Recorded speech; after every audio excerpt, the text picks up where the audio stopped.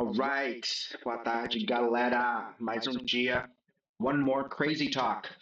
Guys, hoje eu estou aqui com o Emerson, ok? Ele é um professor novo na área. Ele está aqui um pouco mais para falar um pouco sobre alunos de diferentes perfis, aceitar alunos, dificuldades, alunos difíceis, falar um pouco sobre expectativas também e coisas que impedem um aluno de aprender no curto e longo prazo. Hello, Emerson. Tell me a little bit about yourself. Me fale um pouco de si mesmo, como que você começou, como que você Yeah. está. Fala um pouco pra gente sobre você. Right, right.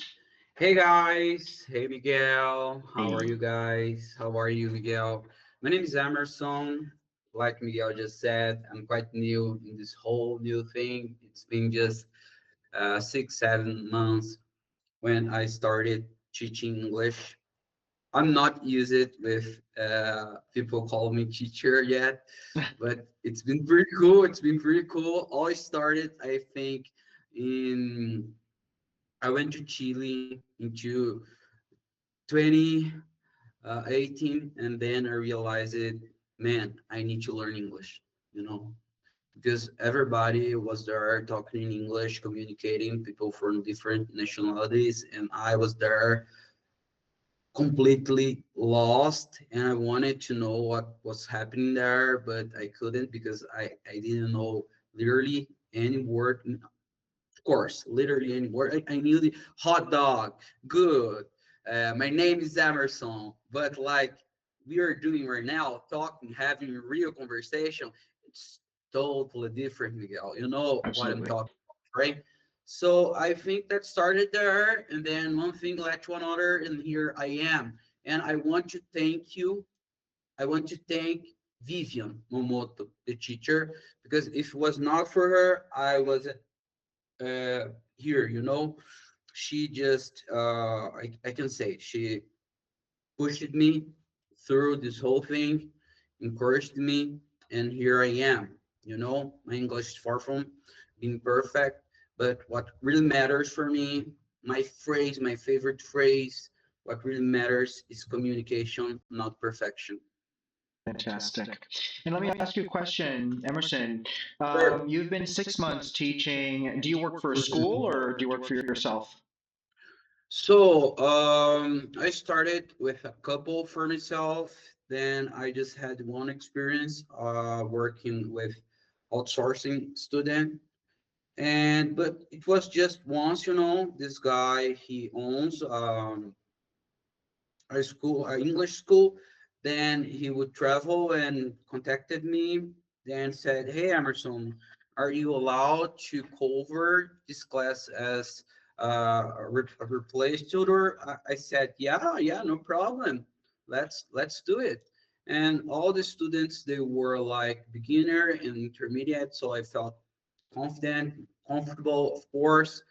But it was just once, and like I said, it's been just 6 months, so I do not have lots of experiences to tell you, but based on my experiences, outsourcing, yeah, there are good parts, but on the other hand, you have no control over prices, over the student's profile. You do not know the person.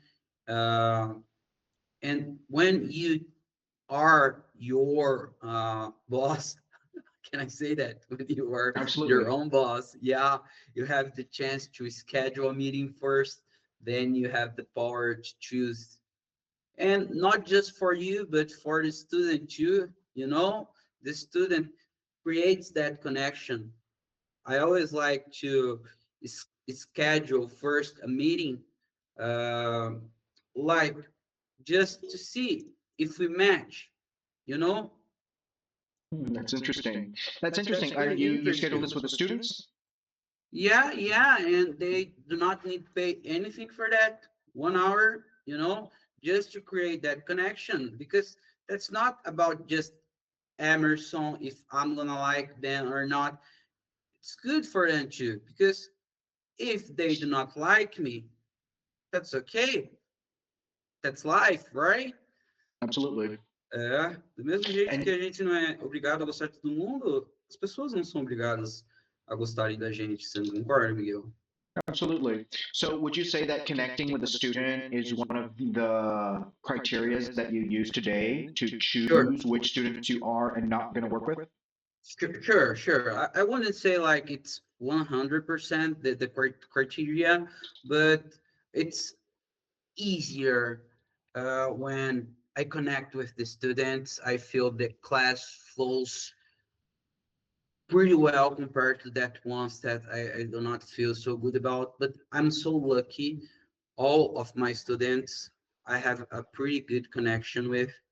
Then I have nothing to complain. The only experience I had that was bad was because of this outsourcing student, and it was pretty bad for a lot of reasons, you know. Okay, tell us a little bit about it. What were the, yeah, Yeah. when you get a student that's not, Mhm. that wasn't vetted, wasn't chosen by you, Yeah, it's kind definitely of you might crazy. end up getting something that you're not really ready for, or maybe something that doesn't really click. And tell us about that experience. Sure.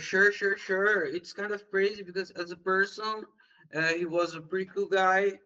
You can see right off the bat when the person is cool, but as a student, he was not cool at all, Miguel. He was always like scrolling down and saying, just a sec, just me let check. And Emerson was like, just waiting. There came a point, I was just waiting. And then this lack of engagement makes the class like meh, you know? So, but when the student is engaging, you can see through the eyes, you can notice, you can grasp, you can catch when the student, even though they are struggling with something, with grammar, but they want to learn, they are paying attention to you, it's different. It's Oh. totally different. And question, how do you know before choosing a student if the student is going to be an engaged student? So if you were to interview this student, what Mhm. would be the signs that he shows or that you would be looking out for that would make you sure that, well, he's not going to be engaged. It's probably not the kind of student Yeah, for me. Maybe he needs a different methodology. Maybe he needs a different type of yeah, teacher. What sure. would be the telltale signs that you're looking for? Let's That's a say. pretty good question. I like that question so much. Then first off, the majority of my students, they contact me through WhatsApp. Then I ask them, what are your struggles? What do you struggle the most with? Then I can see if I'm gonna help them or not because my level is not advanced. I Mhm. need, if it's a beginner, intermediate, for sure I can help them. But if it's a upper intermediate or advanced, then I cannot offer so much, you know. But I always try to know them the struggle first. Either it's because of job, getting by, traveling to another country.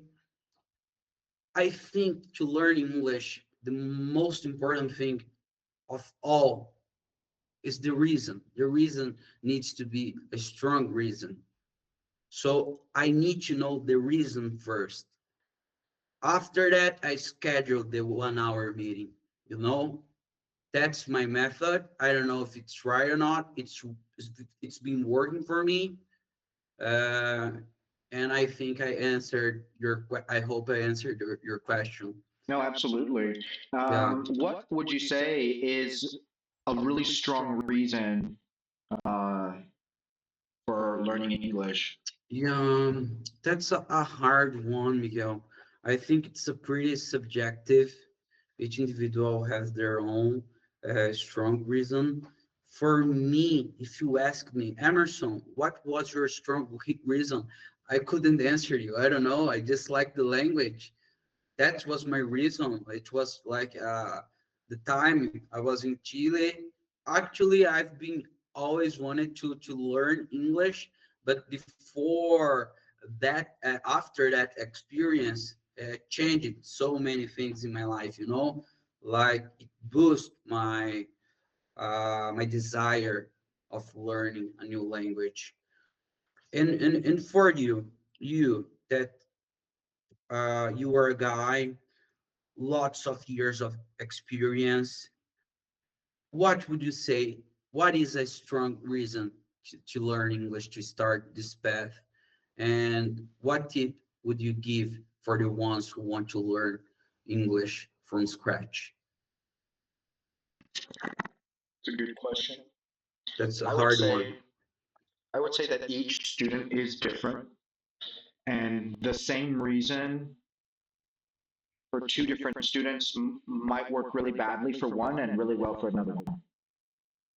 One reason that I see that 99% of the times is a terrible reason is I need to learn because of work or because of money, right? Yeah. I need to learn because of work, because if I don't work, I'll lose the opportunity for promotion or something or another.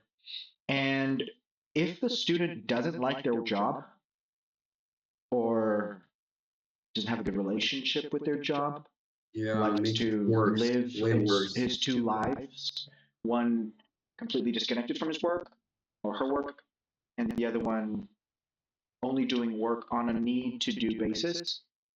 I think that student, if their reason is work, for that student, it's a terrible reason.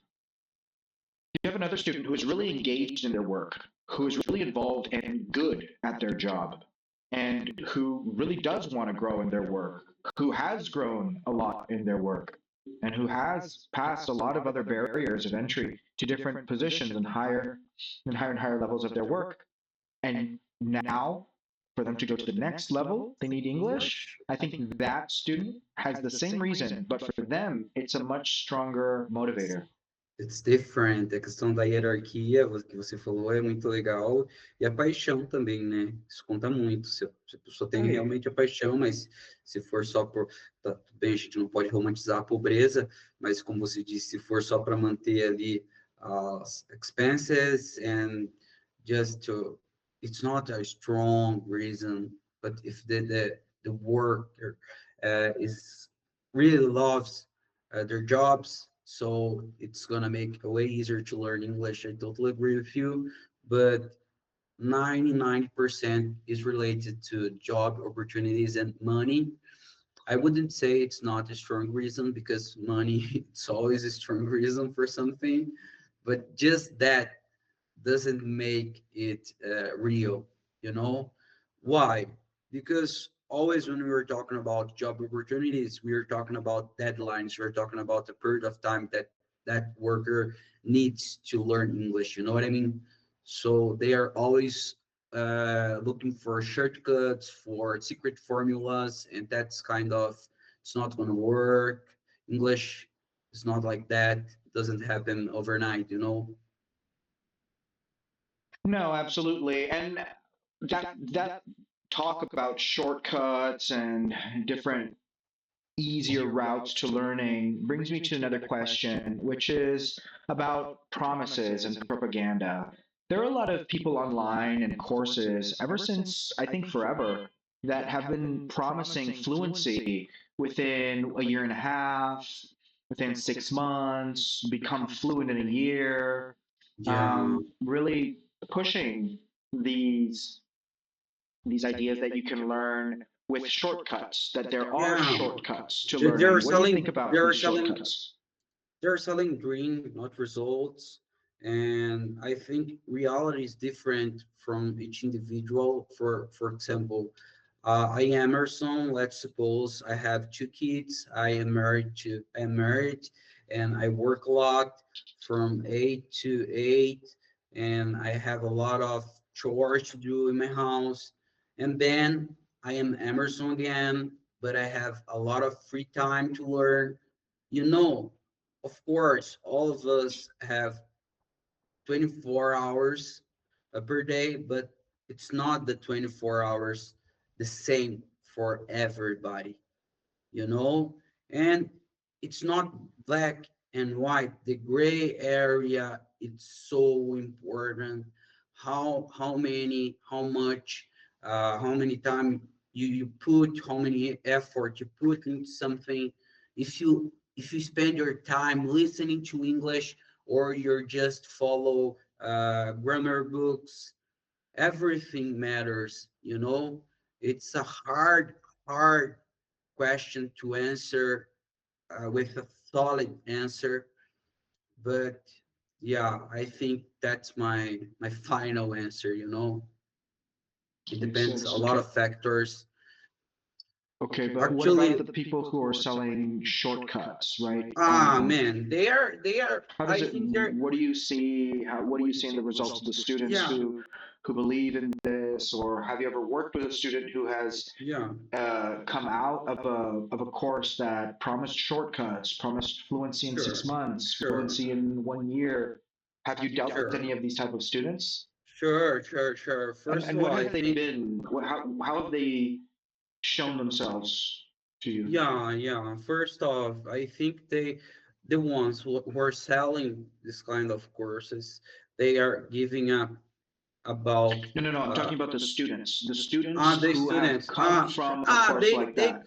they come from like without confidence. They put they blame themselves a lot, like I am dumb, I didn't learn, because I had a lot of people who did learn, because that person who were selling showed them results, real results. And then it kind of, they feel like they're not capable. Other people were capable of doing, they are speaking English fluent. Why am I not speaking like them? Am I wrong? Am I dumb? Am I less than them? And that's not it, you know. I've been always aware of learning a second language, English in this case. Would took me time, would take me time, but a lot of people I see a lot. For example, a person, um, Facebook ads saying in 10 months you're going to be fluent. Comment here, plano. And then a lot of people, plano. It shows us that there are there are people who are believing this even to these days, you know, even with all the proofs.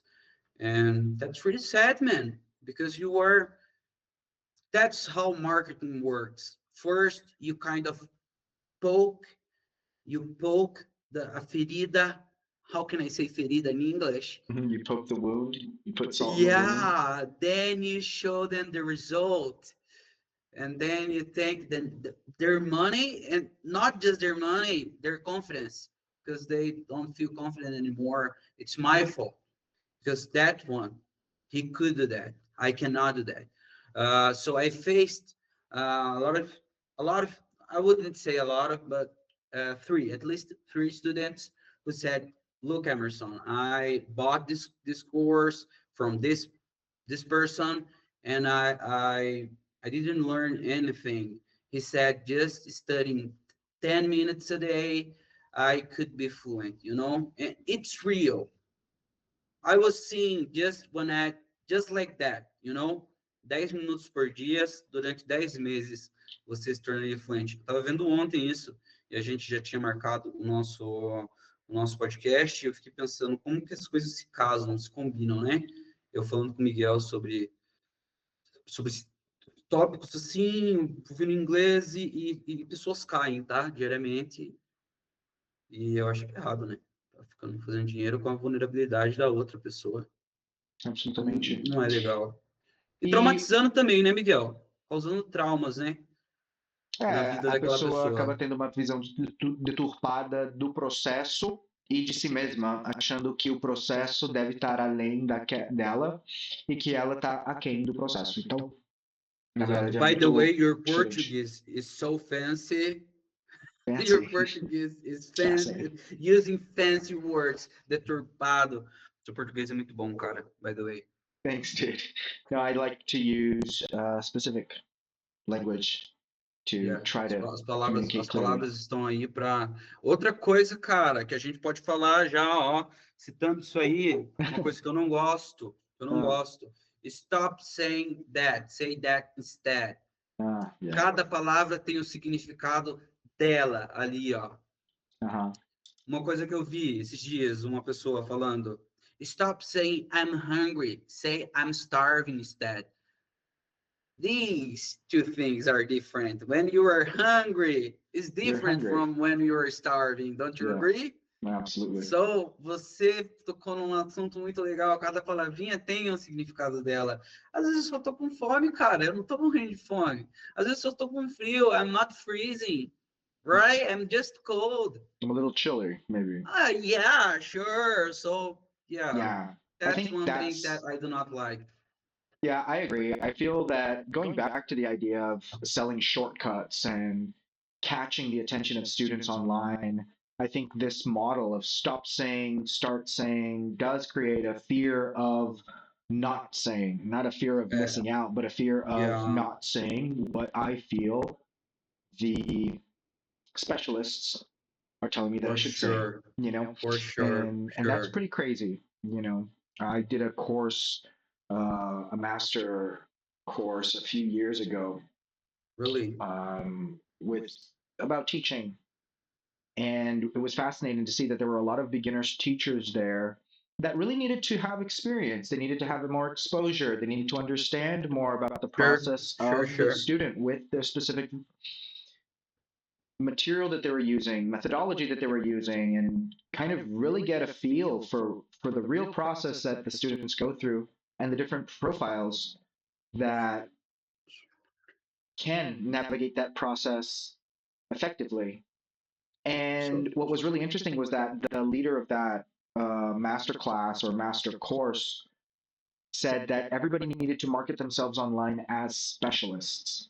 They needed to market themselves online as specialists. You are going to say that you're a specialist. You're at the same time that if you solve all problems, you don't solve any.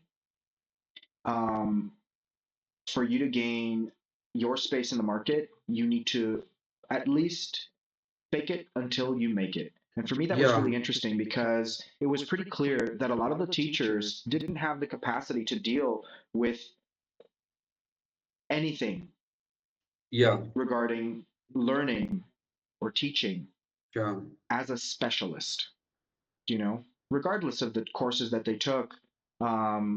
I've done the TOEFL test, the TOEIC tests. At that time, how many years had you been learning English when you were there? For how long you already knew English when you were there? Well, I had known English for more than 30 years, but I had already been teaching English for about 12 years. Oh, yeah. At that time. And there were people who were really beginners, and I have been a beginner student, a beginner teacher too. You know, I wasn't a professional my entire life, so I know what it's like when you're a beginner. You know, you don't have a lot of coaching, you don't have a lot of good teachers, of experienced teachers that will help you. Confidence is something very good, and besides confidence, you have to study, and there are specific rules, the specific grammar, and I think you need to have some kind of credibility in order to, for example, a student asks you a base question, you are not able to answer that base question. That's not something good, you know? Well, it's not a problem if you say you don't know. That's a thing. I feel it's not a problem if you say you don't know. What the issue is when you pretend that you know. I think that was probably the biggest shock for me at that time, was looking at myself as a beginner teacher.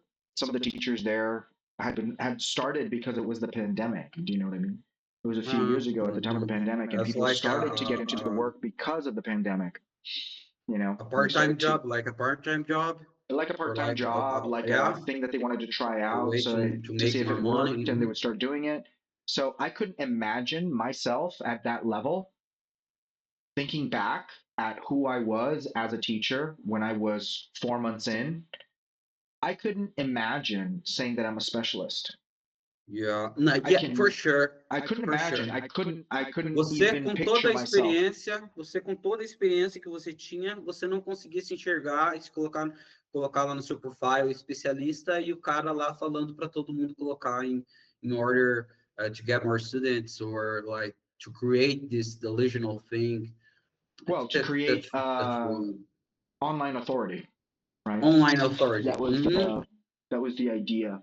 But this right? authority would fall apart when it's really the time to teach. You know what I mean? For example, I put like Emerson, specialist. Tá, especialista, mas aí, first class, I say something. Especialista foi por água abaixo, porque right off the bat, you can see, you can notice, you can feel if the teacher has some experience, know what they are saying, you know. So you can notice, you can feel that if it's just because of the money or because of the passion, because you are kind of like so much the language, which is my case, you know. I know I'm not perfect, but I like learning English. I like listening to English. I like everything about the language. So it makes easier for me to learn new things. Absolutely. Eu não tô empapado assim, porque eu sou preguiçoso, tá? Eu deveria ser um cara que eu sou falho, às vezes, de estudar, tenho oportunidade, tenho coisas PDFs aqui, mas assim, esse ano eu vou me cobrar mais, mas o mais importante eu tenho, que é a paixão pela língua, pelo conhecimento, e eu acho que isso é muito importante, voltando lá nas razões, né? Eu acho que você tem sim que gostar do inglês nesse nível de paixão, uma paixão pela língua, tá? Legal, legal. Essa é uma pergunta que eu tenho também para ti, que é como que você aprendeu inglês? E você falando que você é uma pessoa que tem preguiça, eu acho que todo mundo se identifica. Eu também, sabe? Para muita coisa eu sou bastante preguiçoso e eu gosto de encontrar forma fácil de fazer uma coisa eficiente É e quando eles funciona. nascem, Agora, né? eu queria perguntar para você, dá para aprender inglês mesmo com preguiça?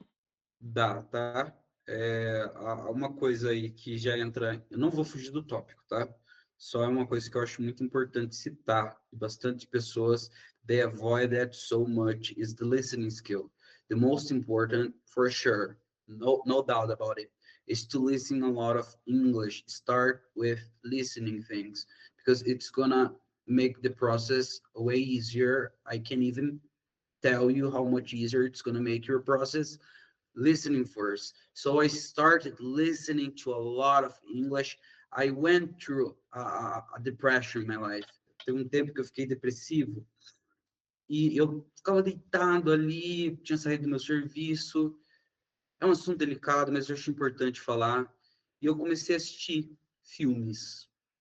E eu falei, por que não, já que eu gosto de inglês, jogar ali pro inglês? E eu comecei a ouvir muito, meu querido. Ouvi muito e eu assisto filmes, nunca assisto filmes mais em português. Mesmo o filme em português, eu jogo a legenda para inglês, já que eu estou fazendo uma coisa. Why not to kill two birds with one stone, right? Oh, absolutely, absolutely.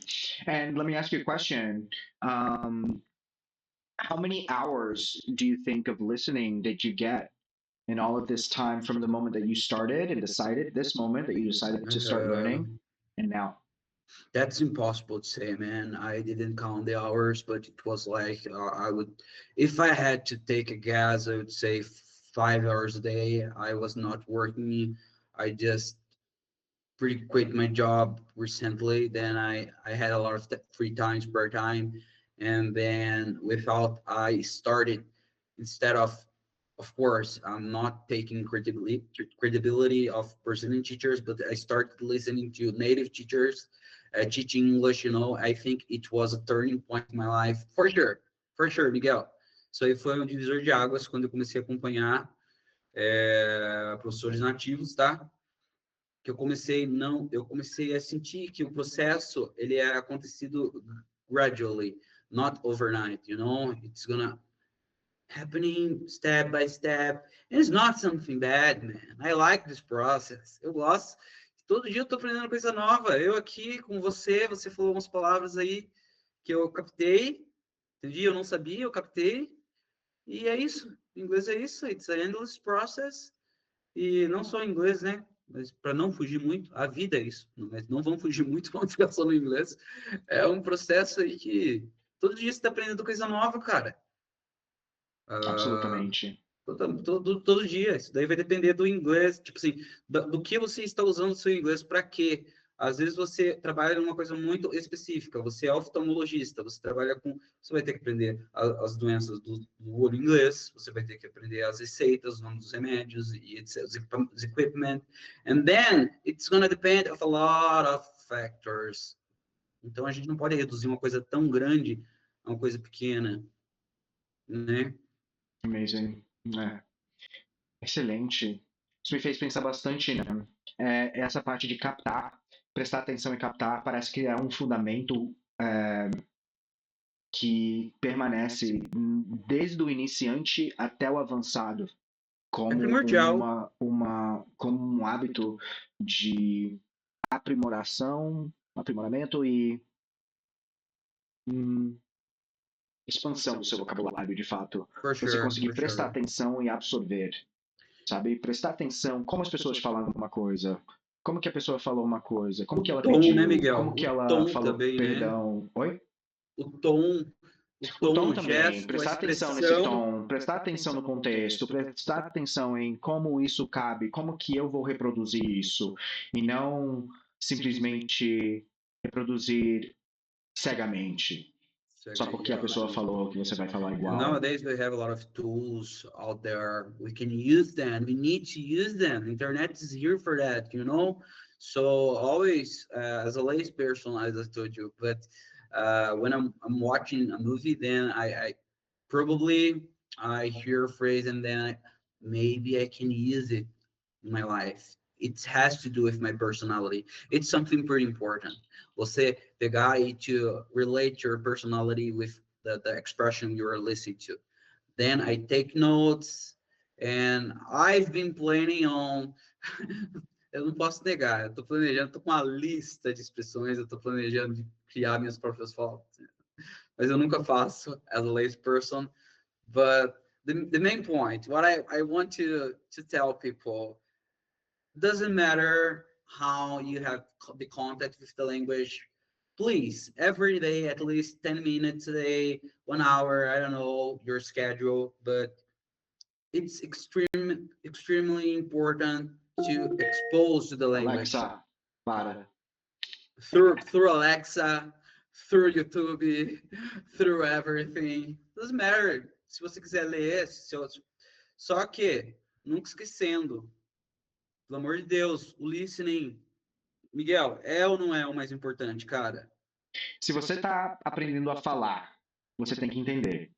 E entender é uma das formas mais rápidas de você conseguir absorver o que as pessoas falam e, É consequentemente, falar. crianças, né, cara? Crianças, they are sponge, like sponges, they absorb, they do not know how to read, they do not know how to write, but they can speak.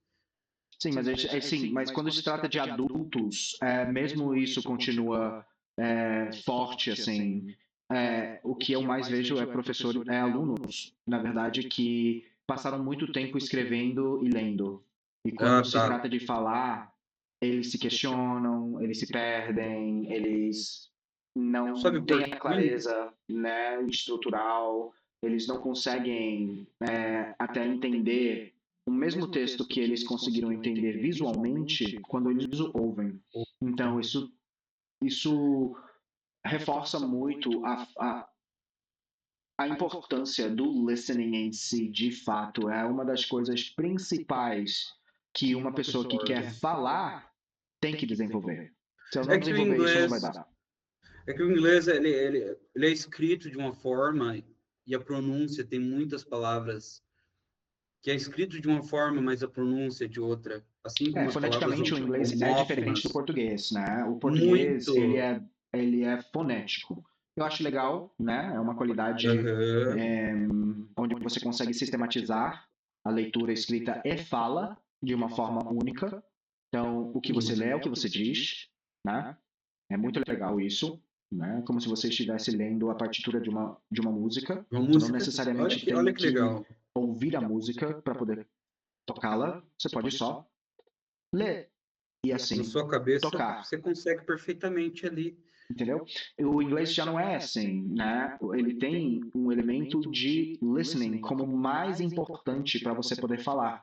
Porque se você se guiar pela escrita, muita coisa vai ficar perdida na fala, com certeza. E você vai criar uma expectativa irrealista de querer ouvir aquilo que você acha que vai ser a palavra baseada no jeito que se escreve. Os estudantes reclamam muito, muito disso. Mas por quê? It É is uma what it reclamação is. que não ajuda It is muito. what it is. It is what it is. It is There's what no it more. is, Yeah, absolutely. it is what E it eu is. falo bastante There, sobre bro. isso, às vezes, com alunos. Eu falo, cara, pensa que cada pergunta é válida, mas nem toda pergunta ajuda. Então, se a sua Exato. pergunta, Exato. ela Olha que tem... legal. Então, se a sua pergunta é mais uma reclamação, né, do que uma Ou uma pergunta que não busca tem a solução. é uma pergunta que não tem, né, solução, por exemplo, por que eles não falam igual a gente? Ou podia ser mais fácil, ou eles podiam ser fonética também, né? A escrita e a fala podia ser fonética totalmente, né? Sim, mas não é. Não Essa é. pergunta não te ajuda. Então, perguntas mais úteis para ti, que te façam de fato aprender melhor, observar melhor, entender melhor, te capacitar melhor, essa é uma pergunta que você deve fazer, né? For sure. Totally, I couldn't Então, agree more with you. eles não falam, eles não escrevem igual a gente. O que eu Mas a posso gente não escreve fazer? igual a eles também. O que eu Né? E posso eles aprendem. fazer? A Uma gente não se pergunta útil posiciona. seria: o que eu posso fazer para juntar essas duas coisas? Exato. Shadowing, faz um shadowing. O que é Shadowing is shadowing? pretty good. Shadowing é um exercício muito legal, onde você acompanha a leitura com a pronúncia, você ouve e você imita, associando as palavras com o seu som. Ok, isso. Aí você ouve, aprende vocabulário lendo, e você trabalha soul listening e pronúncia. Não sei se eu posso falar o nome de site aqui, mas eu tenho um site muito Pode falar, bom para claro. indicar para todos. Youglish. Youglish é muito bom para isso, tá? Youglish é A excelente. pessoa acha uma palavra solta, coloca lá, aprende em contexto e faz o shadowing. E ela pode slow down a little bit and then do the shadowing in their time, you know, and speed it up again and try it again over and over again to get better. So it's amazing. It's my favorite site about all time. Talking about when it comes to sites in English, you know, relate to learning English as a second language. Eu amo English, tá? É muito bom, é muito bom. Me patrocine English. I'm just kidding. Me share for English. Me share, me nota English. Emerson, por hoje o nosso tempo terminou, mas Muito queria te agradecer você, cara. profundamente por esse tempo que você separou para estar com a gente. Fala para a galera onde eles podem te encontrar, um pouco do jeito que você trabalha. Legal. E todos os lugares onde eles podem te encontrar, mídias sociais, LinkedIn, etc. Cara, olha, eu vou abrir o meu Instagram, tá privado, eu vou abrir. Eu só vou usar esse tempo bem rápido aqui. Amazing. Meus alunos foram todos de boca a boca. Quero agradecer mais uma vez a Vivian, tá? Alunos vêm e vão, e para mim tem dado certo muito. O meu Instagram é @emerson. Será que se eu digitar aqui vai aparecer para eles? Não, Emerson mas se você mandar, eu coloco no... Tá, eu vou te mandar e você... Vou fazer assim, coloca aqui, galera. Fica chique. Show, eu vou falar pro Miguel fazendo um favor, né? Da boa vontade dele de colocar, eu vou abrir meu perfil. Quem quiser, entra em contato. Cara, tem uma expressão em inglês, right off the bat. Quando eu conheci o Miguel, eu já gostei dele. Quando a gente teve um previous conversation on last Tuesday. E eu gostei, eu falei, nossa, cara, eu tô muito nervoso, ainda estou um pouco nervoso, tá? Mas eu quero deixar a minha última frase aqui, não deixa o medo impedir vocês, tá? Isso daí falando pro inglês, assim como eu tô nervoso nesse podcast, mesmo assim abrir meu webcam e vim, não tenham medo de tentar, independente da sua idade, que isso foi um tópico que a gente falou aqui. E, galera, querem entrar em contato comigo? Miguel vai deixar o o arroba. Com certeza vocês seguem ele. Eu dei uma olhada, ele, como ele mesmo diz, não precisa falar, né? O cara tá ensinando aí over 16 years, right? English as a teacher, so it's pretty good. It was the pleasure is mine. First off, the pleasure is mine. And it's my first podcast, and for sure, foi uma experiência assim que muito legal, cara. Obrigado mesmo for having me fazer here. de novo mais pra frente, com certeza. Isso. My man, thank you so much for coming. Big hug. Have an amazing weekend. Galera, obrigado se vocês chegarem até aqui. Dá um likezinho, compartilha com alguém que você acha que é interessante eles ouvir.